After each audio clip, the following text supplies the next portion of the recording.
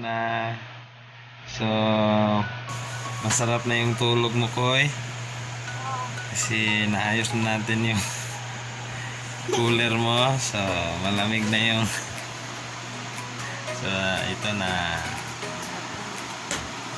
gumagana na yung pump, yung water pump pampalamig. So, yan. Natutuwa ba kayo? Ayos ba? Si Mama, ayos ba? Okay.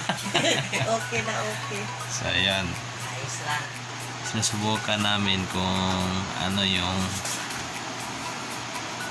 function nitong air cooler na ito. Kung malamig ba. Pero kapag air cooler naman, hindi naman siya masyadong malamig.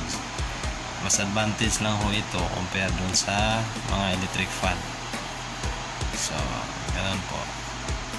Kapag mayroong air cooler, so mas maganda din merong exhaust fan. Ganun.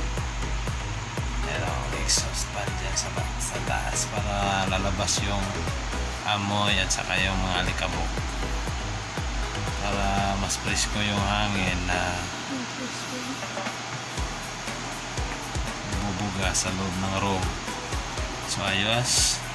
So matulog na tayo. Hi Kuya, hi Koy. Ito yung dalawang ano ko. Ito yung dalawang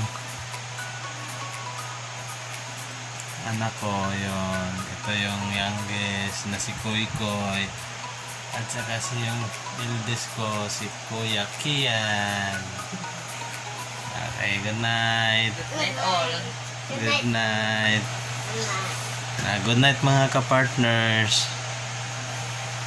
Good night. God bless po. Thank you.